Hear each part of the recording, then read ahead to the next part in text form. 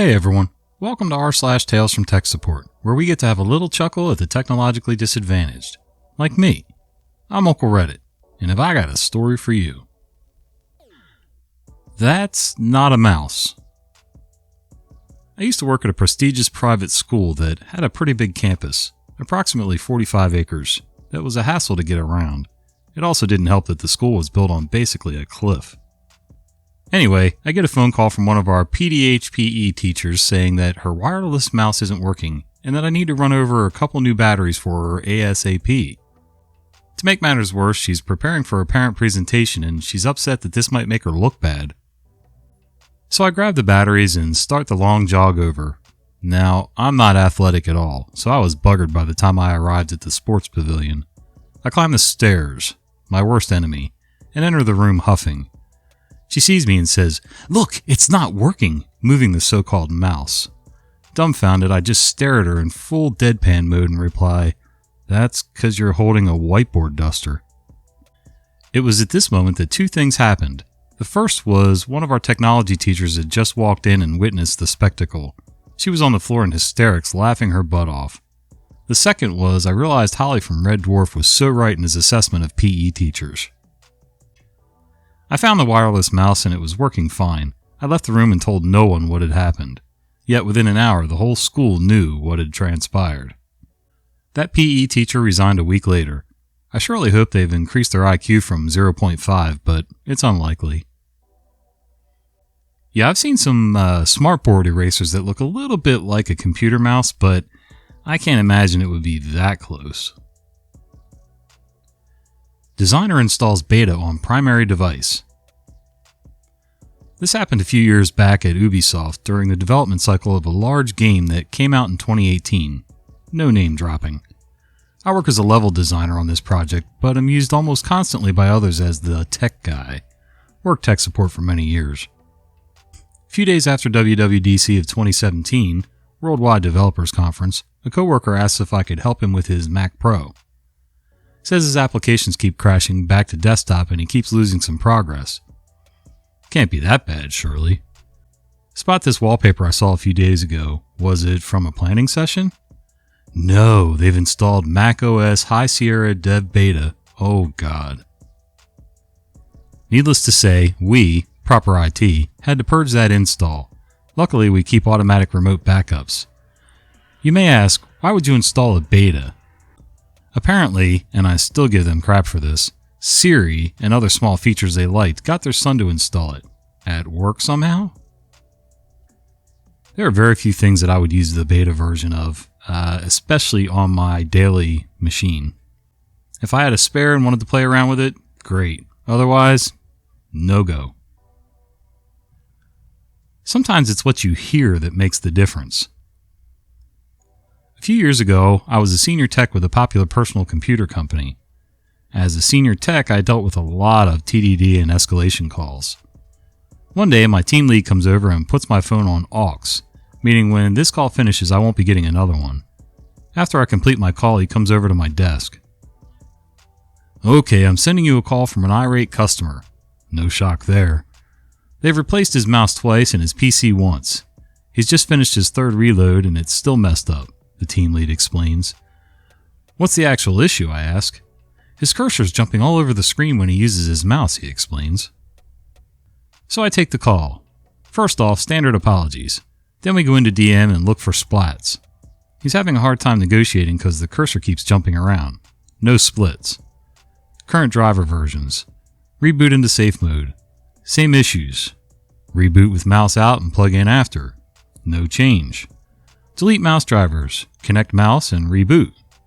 Plug in mouse and drivers load. Cursor still jumping all over the screen. At this point, I'm at a loss. As I'm trying to think what to do next, I hear a click, click, click from the customer's end. "What's that sound?" I ask. "Oh, sorry, just tapping my pen on my desk," he replies. I can barely suppress the grin on my face. I feel like laughing out loud. "Do you have a glass desk?" I ask, although I already know the answer. "Yes," he replies with frustration in his voice. "Take a piece of printer paper and set your mouse on top of it," I advise. "Okay, now what?" he asks. I can tell he's losing his patience. "Try using your mouse." 1 moment later. "Oh my God, you fixed my computer. You're a miracle worker." I explained that he had an optical mouse and the beam was being scattered by the glass desktop. That's why his cursor was jumping all around. All he had to do was put it on something not glass for it to work properly. Yeah, every so often I'll have that problem depending on where I'm working at the time. It took me a while to realize that. Now, I've never worked on a glass surface, but I've worked on some glossy, shiny surfaces, and the same thing happens. I even had a wood grain desk once. Well, it looked like wood grain, and but it was like laminate, like countertop laminate, and evidently it was just glossy enough that it was reflecting and refracting the beam from the optical mouse, and yeah, it was pretty sporadic. I was an idiot. I'm extremely technologically illiterate. Therefore, it's your fault. Hello, fellow techies. Long-time lurker, first-time poster. This happened yesterday, but I'm still fuming just by thinking about it. I got into a screaming contest with my boss because, as always, her ignorance was somehow my fault. So she got a colleague to email me this Excel spreadsheet that she wanted me to burn to a CD because burning a CD is an extremely complex task and should only be performed by rocket scientists with a master's degree in nuclear physics. Yeah, I know what some of you are thinking. Aren't CDs obsolete in 2021? Why, yes, they are. But I work in a municipality, and where I'm from, almost all the public institutions and some of the private ones still use them. Anyway, I burn the darn CD and give it to my colleague, who later gives it to my boss. Later that day, I'm in the deputy mayor's office, doing something else, when my boss comes to that office several times for different reasons. So now she knows where I am. Just when my work there is done and I open the door to leave, I see my boss, who is about to enter, holding the pieces of a broken CD in her hands. Boss, it's a good thing I check everything. How could you screw up this badly? Instead of the file you were supposed to, you burned small town mayor's name, declaration of property. A little backstory. Since we work in the public sector, recently we all had to fill out a declaration where we declare, all the properties, houses, apartments, cars, etc. that we own. We do this once every year. So since we're a municipality, we have a bunch of small towns surrounding our city. Their town halls are kind of like our subsidiaries. So the files she was referring to were 2 files that were the declaration of the mayor of one of these towns. Back to the screaming contest. Me. I know what I burned. You think I'm blind? Those files aren't anywhere near the same folder as the one I burned this morning. Boss. Don't lie to me. I saw them with my own eyes. I broke the CD because it's useless now. Me. Those files weren't even on the CD. Come with me to your office and I'll show you. If you hadn't broken the CD, I could also show you the real file on it. We got to our office while screaming at the top of our lungs on the way there. Boss. Why are you still here? Go to your office and burn another CD with the right file this time. Me. I'm here because you're accusing me of something I didn't do. Go on, open your optical device. See? The CD is out, yet those files are still here. And look what it says above them. Files ready to be written to the disk. Boss. So, what does that mean? Me. Exactly what it says. Those files are ready to be written to a disk. But they're not written. They're on your computer, not on the disk. Boss. And where was the correct file then? Me. You broke the CD, so I can't show you. We exchange some more pleasantries, and I go to my office to burn her another CD. I bring it to her and stay in the room to see her open it with my own eyes. She puts the CD in and immediately goes to the optical device while the disk is still spinning. The 2 files from the declaration are still there. Me. Delete these files already. Boss. How? Me. Like any other file. I told you, they're not on the CD, they're on your computer. She deletes the files. However, not only is Windows Explorer not showing the file I just burned to the CD, but it actually ejects the tray with the disk.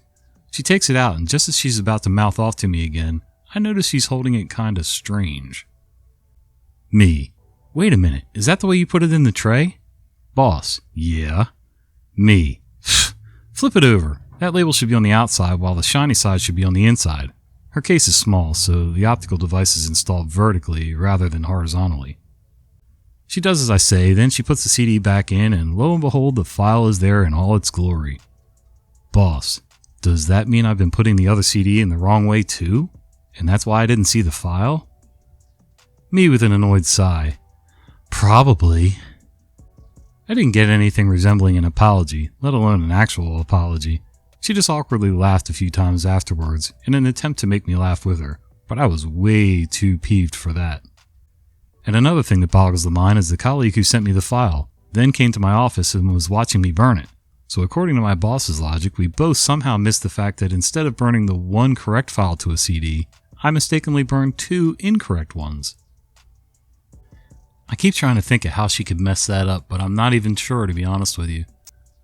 How do you not know that you put the disk in upside down? I understand the drive was, the physical drive was vertical, I get that, but if you put it in, you should know where to go to see files, and if you're not seeing a file in that drive, that means it's not reading the disk, or the disk is in wrong, or something.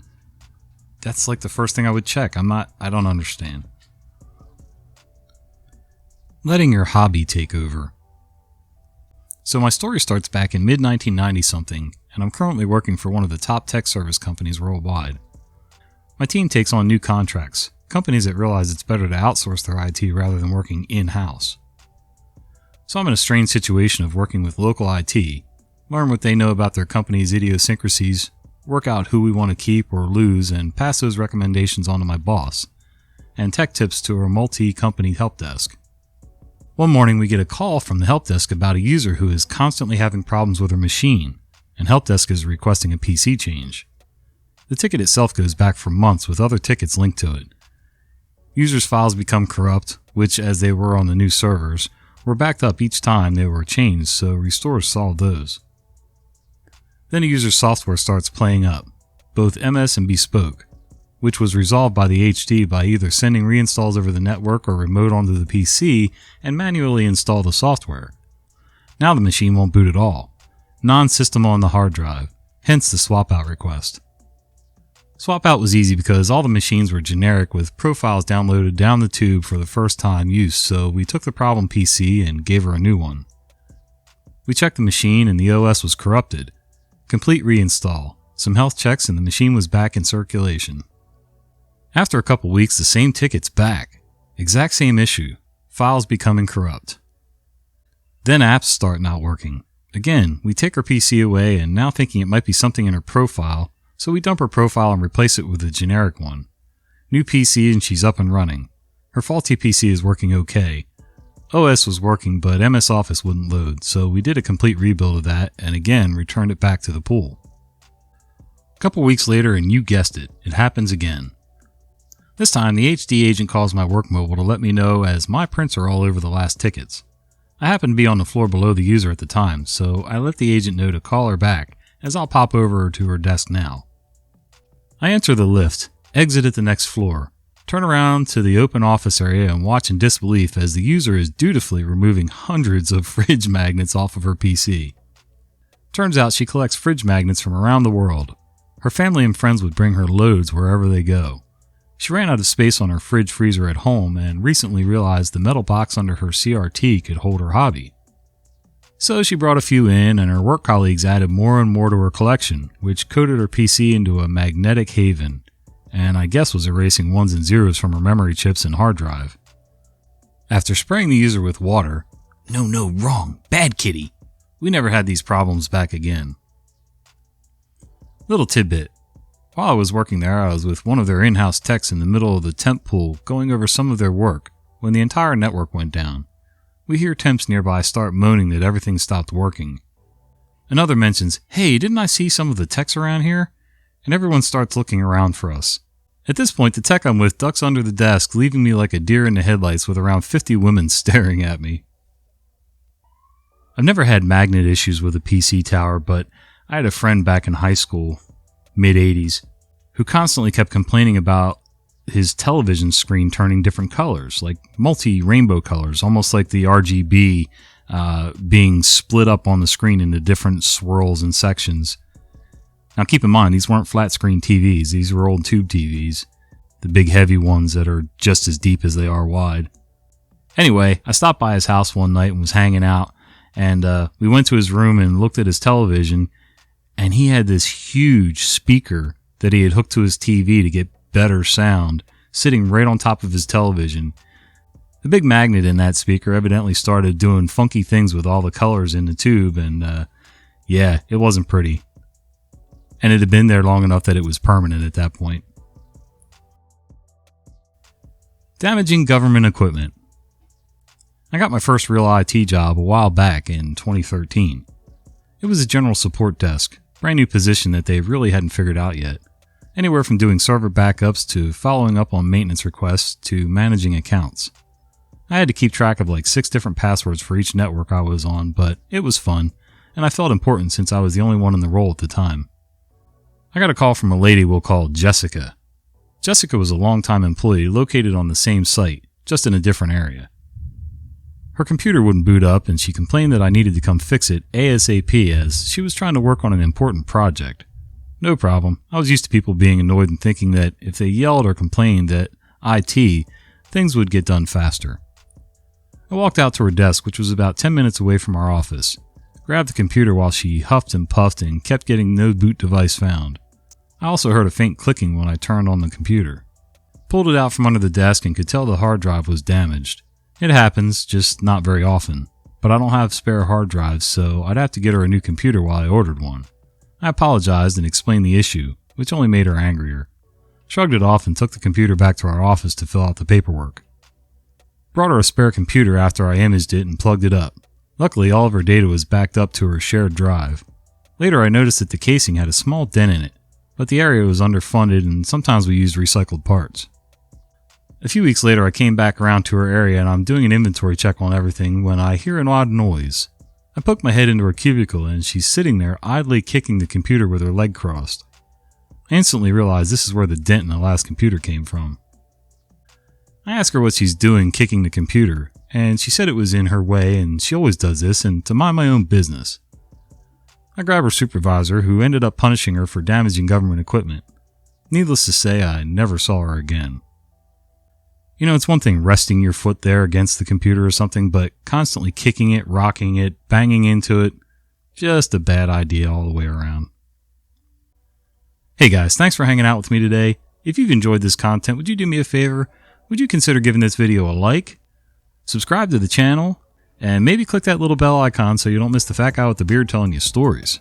See ya!